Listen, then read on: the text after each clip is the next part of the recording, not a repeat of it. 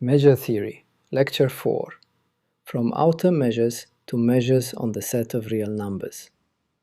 Last time we saw outer measures and Carath measurable sets. We also saw that an outer measure need not agree with the original set function even on the family from which it was constructed. So the natural question is, when does the construction preserve the intended geometric data? Today we move to semi-algebras, premeasures, and Lebesgue-Stieltjes measures. Let us begin with a warning example. Let H be the family consisting of the set of real numbers and all finite subsets of the set of real numbers. Define rho on H as follows. Rho of H equals qquad H minus 1 if H is non-empty and finite. Rho of H equals 0 if H is empty, and rho of H equals 1 if H is the set of real numbers. The induced outer measure is the following. Nu of A equals 0 if A is countable, and nu of A equals 1 if A is uncountable. For this outer measure, the new measurable sigma algebra is the countable co-countable sigma algebra. Clearly, the family H is contained in the measurable sigma algebra M, but rho of the set containing 1 and 2 equals 1, while nu of that same set equals 0. So the condition H contained in M alone is still not enough. What do we want to preserve? Because we want to extend the length of intervals to the Lebesgue measure, we want all intervals to be measurable, and we want the measure of an interval to agree with its length. So the next question is, what assumptions on H and rho guarantee that H is contained in M and that nu equals rho on H? We now define a semi-algebra. A family H contained in the power set of X is called a semi-algebra if the empty set belongs to H. For all A and B in H, the intersection A and B also belongs to H, and for all A in H, the complement A complement is a finite disjoint union of members of H. So H is closed under intersections, but in general not under complements. Instead, complements split into finitely many pieces from H. Next, we define a premeasure. Let H be a semi-algebra.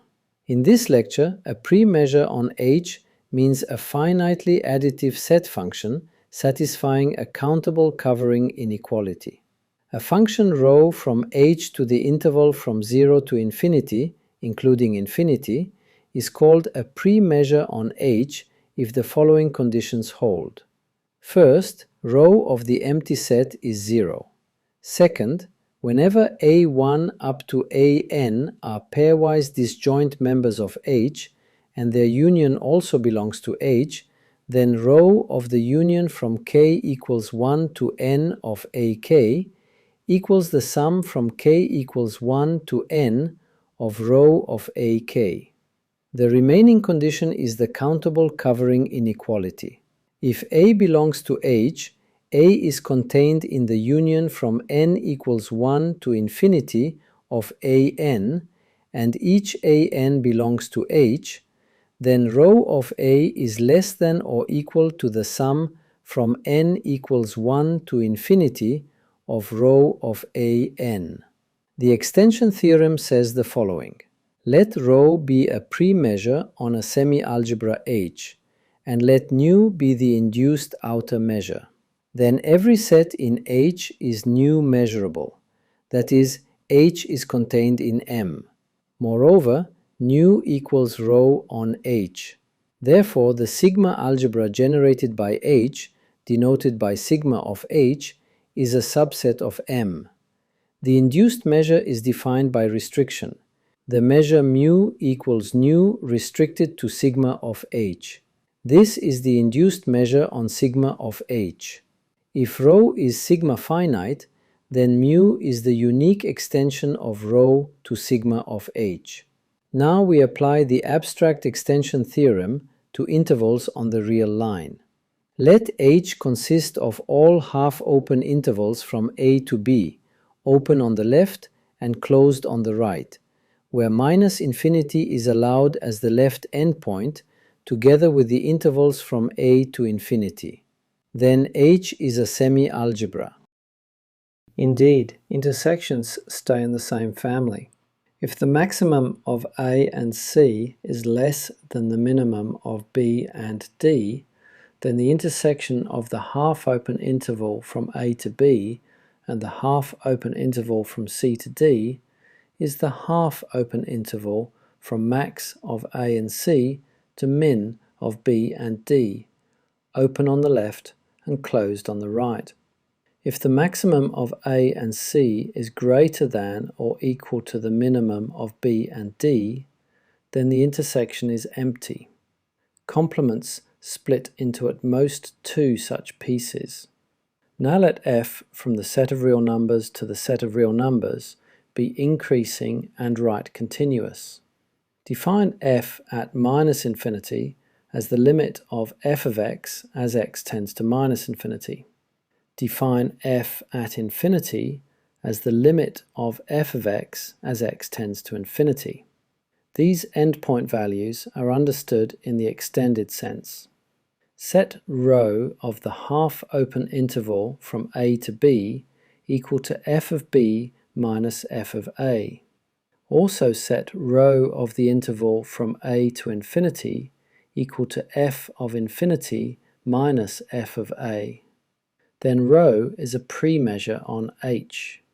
Since f is finite valued on the set of real numbers, the resulting measure is finite on bounded intervals. We now define the Lebesgue-Stieltjes measure. The sigma algebra of all new f measurable sets is denoted by mf. The Lebesgue-Stieltjes measure generated by f is the measure μf on mf, defined by mu f of b equals nu f of b for b in mf. Since sigma of H equals the Borel sigma algebra B, and B is contained in mf, the measure μf is in particular defined on the Borel sigma algebra. Moreover, μf of the half-open interval from A to B equals f of b minus f of a. The representation theorem says the following. Every measure mu on the Borel sigma algebra, which is finite on bounded intervals, is represented on the Borel sigma algebra by a Lebesgue-Stieltjes measure generated by an increasing and right continuous function.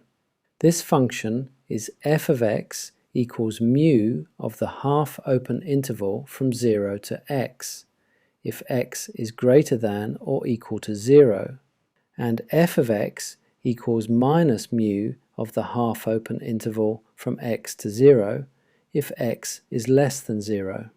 In other words, mu of b equals mu f of b for every Borel set B. We now record an important regularity property without proof. This is the one-dimensional form of regularity of Lebesgue-Stieltjes measures. Arbitrary sets are approximated from outside by open sets, and measurable sets are approximated from inside by compact sets. Since f is finite valued on the set of real numbers, compact intervals have finite μf measure. More precisely, let μf be a Lebesgue-Stieltjes measure generated by f. Let nu f be the corresponding outer measure on the power set of the real numbers, and let mf be the sigma algebra of all nu f measurable sets. Then, for any subset A of the real numbers, nu f of A equals the infimum of nu f of u, where u is open and A is contained in u. Also, for any b in mf, mu f of b equals the supremum of mu f of k, where K is compact and K is contained in B. Both a countable intersection of open sets, that is, a G delta set, and a countable union of closed sets, that is, an F sigma set, belong to the Borel sigma algebra, and hence also to MF. For sets of finite measure, regularity gives the following simple approximation statements. First, approximation from outside. Assume that M belongs to MF and that mu f of M is finite. Then, for every epsilon greater than 0, there exists an open set U containing M such that mu f of U set minus M is less than epsilon. Equivalently, there exists a G delta set D such that M is contained in D and mu f of D set minus M is 0. Second, approximation from inside. Assume that M belongs to MF and that mu f of M is finite. Then, for every epsilon greater than 0, there exists a closed set K contained in M such that mu f of M set minus K is less than epsilon. Equivalently, there exists an F sigma set S such that S is contained in M and mu f of M set minus S is 0. Thus, a measurable set of finite measure can be squeezed between a closed set and an open set up to a small error.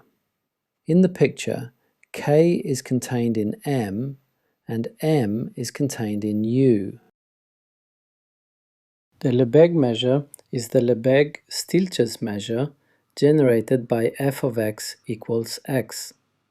The sigma algebra of all Lebesgue measurable sets is denoted by L, and the Lebesgue measure is denoted by M. The Lebesgue measure has important geometric properties. For any E in L, and for any real numbers R and S, define E plus S as the set of all x plus S, where x belongs to E. Also define Re as the set of all Rx, where x belongs to E. Then E plus S and Re are both Lebesgue measurable. Moreover, M of E plus S equals M of E, and M of Re equals the absolute value of R times M of E. This is one of the key geometric features of the Lebesgue measure. Translation preserves measure, and scaling changes measure by the factor absolute value of R. Let us summarize. Today we saw that the condition H contained in M alone is not enough. Semi-algebras and premeasures guarantee both H contained in M and nu equals rho on H. Increasing right continuous functions generate Lebesgue-Stieltjes measures, and the Lebesgue measure is the special case corresponding to f of x equals x. Next time, we will turn from the construction of measures to measurable functions and integration.